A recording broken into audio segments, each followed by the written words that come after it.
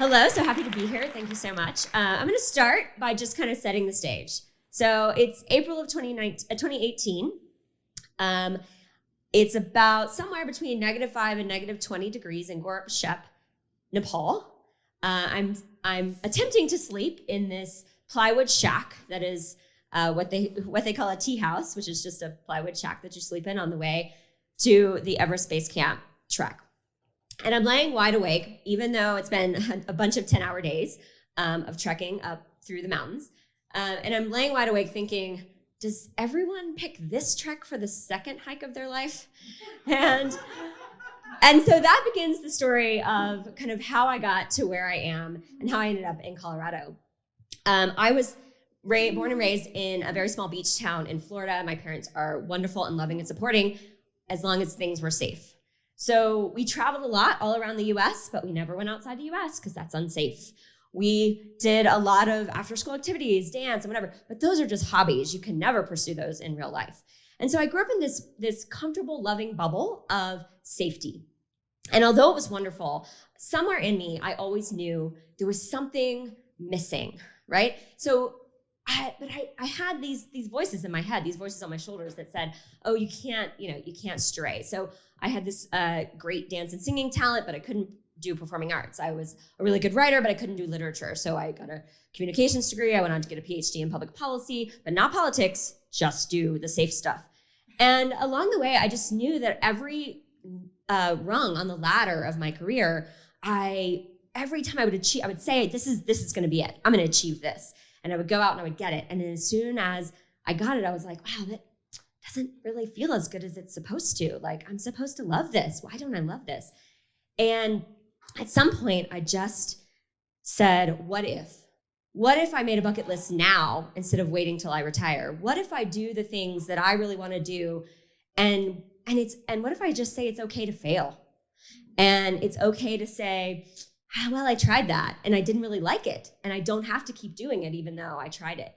And so I began this sort of multi-year journey, still keeping, my nice safe job at first, where I just started saying yes. I traveled to 25 countries by myself, 30 US cities by myself, met people along the way.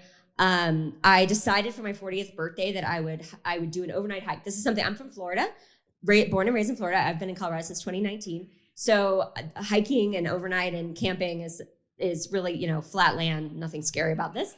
Again, safe. So I thought, well, I want to do this. I want to do something harder. So I booked a trip to hike the Inca Trail. I showed up in Peru by myself, wandered around.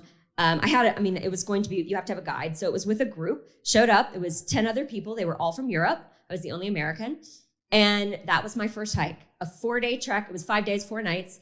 Camping along the way on the Inca Trail. And it was wonderful. And that was the first big kind of leap of faith, which is also my connection to the mountains. Because it was this mountain trek, it was my connection to say, okay, if I can do that, what else can I do? And so again, I talked about the travel. I started writing again. I loved writing. I wrote my first book at 10 years old, unpublished, but still framed in my house. And I started writing and I said, what if I just put out stuff?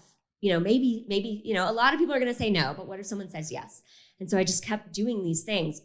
And along the way, I had founded this I was asked to do some presentations for nonprofits. And so along the way, I had started to engage a lot with nonprofits and with founders and with startups. And I thought, could I do my own business? Do I have to just keep that? It was a side hustle, right? My little adorable little side hustle that I loved. It was the piece of my work that gave me the greatest joy. But yet it wasn't, I still had this idea that I had to be in the safe zone. And so eventually I just took the leap and I left my corporate job and I went back to and pursued my loving side hustle and made it my full-time gig. And I've never, ever been happier. And I want to be a flashlight in a mirror to help other people. I want a flashlight to shine the light on what is possible for you and your dreams, and a mirror to reflect back that you already have that inside of you. And so that is my calling, that's my dharma, and that's what I want to do every day through my work with organizations, entrepreneurs, and individuals.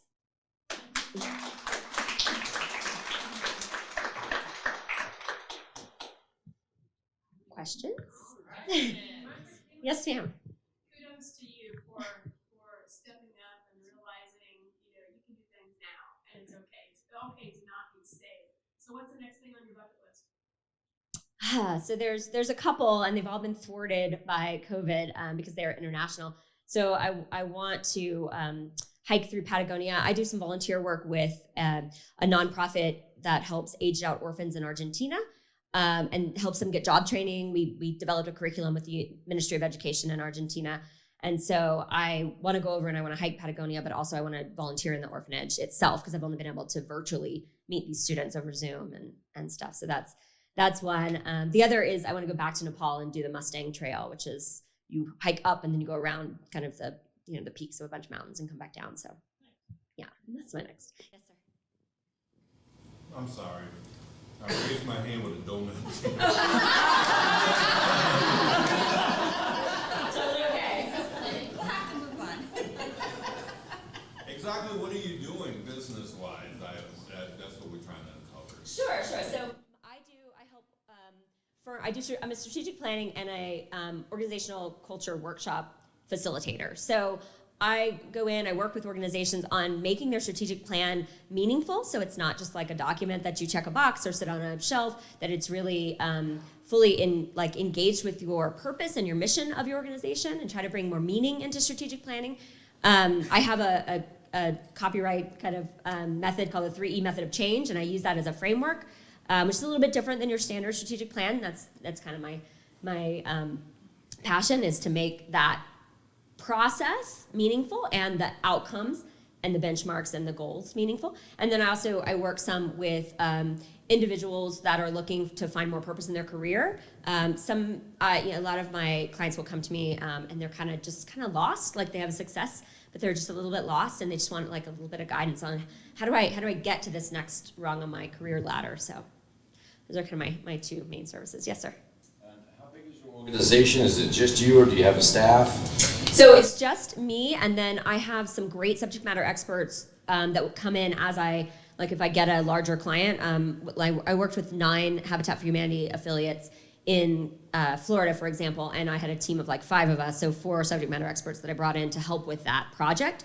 But then they all have they're mostly university people, so they have other things as well. So, yes, sir.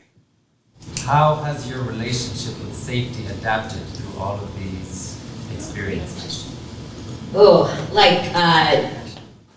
I think I just realized that the stories we tell ourselves in our head is much worse than the actual outcome. So, I even down to the simple thing, I have a great fear. I love hiking up. I hate hiking down, right? I have a great fear of falling forward on my face.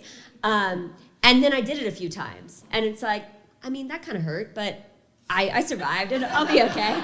And so your fear factor just sort of naturally decreases as you push yourself into situations. I like to do a personalization thing with fear where I treat fear like it's a little, it's blue, but a little blue human in front of me. And I'm going to stare you in the face until you go away.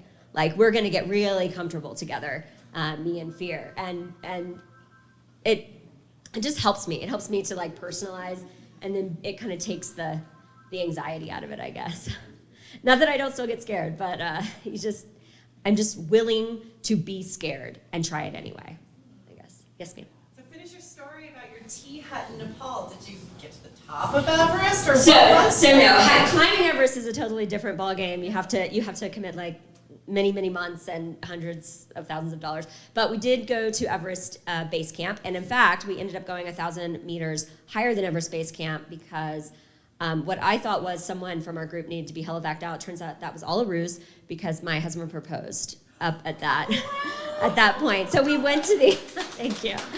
So the reason we went to the helipad, which is 1,000 meters above the tourist area where all the pictures are taken at Everest Base Camp, is 2 of my friends, they didn't really make it past 13,000 feet. They just weren't in the shape, and it was their honeymoon, so they stayed there and did a bunch of day hikes, but they helicoptered in so they could be there for the proposal.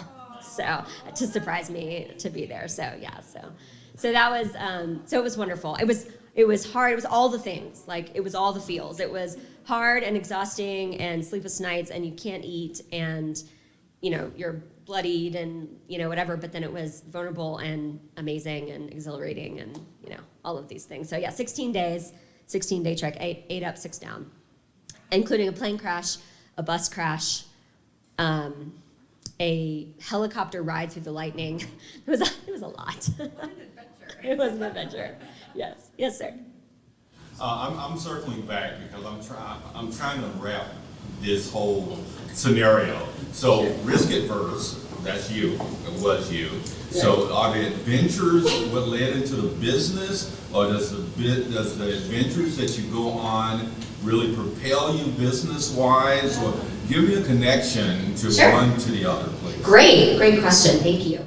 I would say the business happened really organically, right? 2009, I was working in politics. People asked if I would come give presentations to nonprofits on how to train their volunteers on how to speak to the legislature when they come up for like volunteer day or whatever. So very organically.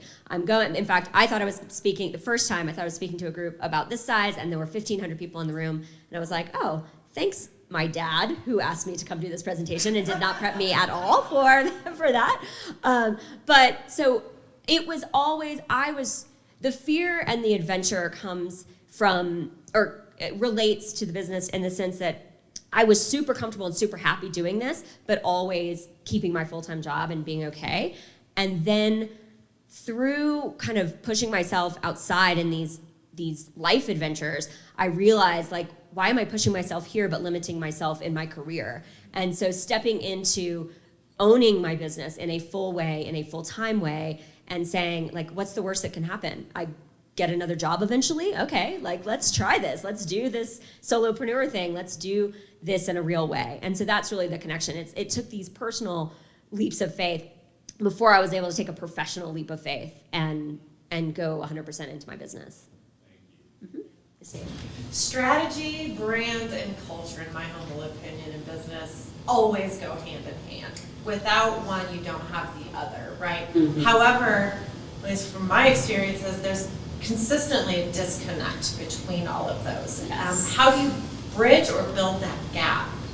So I think it's, for me, when I work with clients, it is figuring out what the core really is. So the 3 E's, I'll just spit them out really quick, is excavate your attic, eliminate your obligations, and embolden your resolve. And excavate your attic is all about what are all those things that were part of the founding of your company? What were the intentions? Because sometimes we box those up and we put them back, or the business grows and there are people that are hired that never even know what the original intentions are, right? So I feel like you have to be sure that you are going through your attic regularly to remind you as you grow or as you adapt and as you change to bring that in, and then align your business strategies and your culture and your mission around those things that were core to begin with. But also being able to, the middle one, eliminate your obligations, is being able to look and say, well, that served me then, and it's okay that it doesn't still serve us, and it's okay to let that go,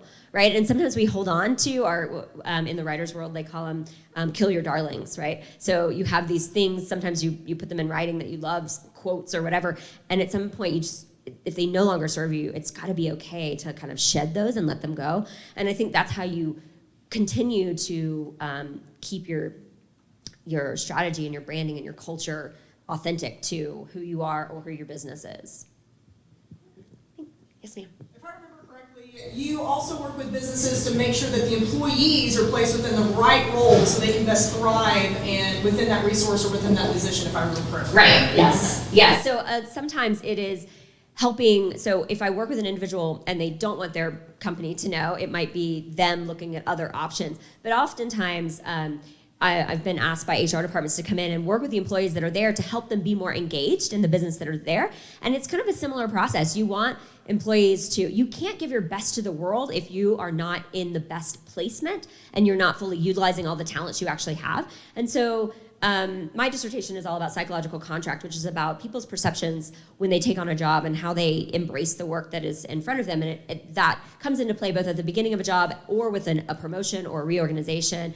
And so sometimes there is a time to come in and work with the employees there to say, are you giving the best of your talent in this position? And then can we make the best of your, can we mold the position? Can we prepare a proposal for your boss to embrace some of the talents that maybe you're not using and you have? Maybe they don't even know. I worked actually with one client who had 10 years of experience, and once he was hired by the person who hired him, that like never translated. So he was constantly frustrated that they were talking to him like he was new on the job. And even though they were praising him a lot for the work he's doing, he's like, yeah, duh, I've been doing this for 10 years. And I said to him, you need to go and tell that story. Like, talk about the fact that you've done all of these great things. And it's not braggadocious if you do it in the right way. It's authentic to say, hey, I had this great experience. Maybe those lessons translate to this new company, because if it's done in the right way, if it's articulated with authenticity, and he was way happier when people started appreciating that, oh, like he actually became the idea guy. Like, hey, how did that happen at your other company? And that was good for him. So kind of figuring out, sometimes employees get kind of lost in the rut of the work or in the rut of the job description, and we miss out on great things. And if they are fully fulfilling their own like talents and passion, then they're going to do the best for your organization. So, yes, thank you for bringing that up. Appreciate it. Yes, sir. When you realized that facing fear was an option, did it take a while for, like, after a couple of, I faced these fears, was it a light bulb that switched pretty quick, or was it a while before it was like, you know what, I'm comfortable with facing some fear? A little bit of both. So I actually will tell you, there was this very specific moment. I was reading this book called The Great Work of Your Life. It's by Stephen Cope. And it's basically a lot of stories about people who either live in their dharma or don't. So it's just kind of these outlines of these people. And I was sitting on my balcony. I lived in Florida at the time. I was on the 28th floor of a condo. And I'm looking out at the water, and he was talking about people who are just slightly outside of their dharma, right? Like not quite in the sweet spot. They're doing things, and I went, oh, wait, that's me. And then it took me a while to figure out how to jump out of that, right? But once I jumped out of it, then I've just been like, sure, yeah, I'll do that. Yeah, I'll try that. Yeah, I'll do. So there was a bit of a flip, but it did take me a little while to figure out how to get from point A to point B, if that makes sense. Yeah. Yes, ma'am? I can't see, sorry. Yeah, that's okay. I could be loud. So it sounds like you were able to figure out for yourself how to switch that, or maybe use a tool for that, or a coach. Otherwise, is there something that you use to help your clients do that, or is that just like something that you intuitively do and figured out how to do for others? So interestingly enough, apparently, and this is only like hindsight 2020, right? Because I'd had this great opportunity I had nearly 2 decades of mentoring and working with startups, basically, and small businesses and nonprofits. I had been doing this all along for other people. And I only really realized that when people started coming to me like, I'm so happy you finally launched your business because you've been doing this. Remember when you mentored me for 4 years? Remember when I came to you about that and you told me to face my fear and to go? And apparently I had been kind of pontificating this idea because it was in me, and I knew it was in me. I just wasn't brave enough to do it myself. And so the teacher in me intuitively knew how to give the answers, but I wasn't actually living that out. And I think the other piece about being brave enough to do the business full time was I had to live it, because it wasn't really authentic. It was fine for me to be a professor and give advice, or a mentor or whatever, and give advice in a part-time pro bono kind of way, right? Because I could take it or leave it. If I'm going to ask someone to engage with me and use their resources and their time and go through a process with me, be a person or an organization, I had to live that authentically, and I think that was what was kind of holding me back. So yeah, for me it was just a journey of figuring it out. A lot of talking to a lot of people. The one thing I can do is I've never been afraid to reach out for help. That's one thing that a lot of people are very timid about that. So I just talked to everyone, and I just soaked it up like a sponge, and then eventually I realized, okay, this is what's holding me back, because I'm not living what I'm telling other people to do. And as soon as I did that, things clicked into place. So yes, Sam. Where do you see the business in 1, 3, 5 years? Where would you like to see your business in 1, 3, and 5 years? Oh, that is a wonderful question. I would like to always maintain a smaller team. I would like to grow to about 7 or 8 people full time, like really be out there impacting lots of businesses. I'd like to be doing a lot more work in Colorado, because a lot of my work is still from my network in Florida. So that's a big goal. That's kind of the 1-year goal, is to build a nice network and a nice group of businesses that I work with here, or nonprofits. and then kind of 3 years certainly start to grow, maybe regionally, and yeah, I would think by 5 years I'd like to have about 7 people and just be like churning and doing a lot of outreach. Be to the point where we can also do pro bono work. That's always my goal. When we can pay all our bills and still give some away, that's like my impact goal. So, yeah. All right. Anybody else? So we have time for one more question before our super secret question. Don't be shy. Yes, sir. Can you share with us one of your success stories that came about just from all this? Just the first one that comes to mind. Sure. So one of the very first one-on-one paid clients I had when I was doing this journey, he recently reached back out to me to kind of fill me in on where he's been. We worked together for about 6 months. And he recently reached out, and not only has he kind of reached the pinnacle of, so I helped him figure out a new career path, he was really stuck. He was jumping from job to job. He was really unhappy, really uncomfortable with like himself and all this stuff. And so we worked on kind of imposter syndrome and what do you really want out of life? And are you really aligning yourself with where you want to be and who you are? And he reached out to say that not only did he have like his dream job, but he had already embarked on his first entrepreneurial endeavor on the side, which is where he always wanted to go, but he needed capital to do that. And he said, his words were, it was all from you. He's like, I would still be hopping jobs. And to me, it's personal. It's not big and grandiose. Like I have some great nonprofit stories of big organizations who made some wonderful changes and big groups that I worked with all over the country. But that story is personal to me because it was the very first one. I was nervous. I wanted to be sure I did right by him, and to have him come back a few years later and say like, this whole thing that's happening for me, it all started with you. That was really powerful for me. So.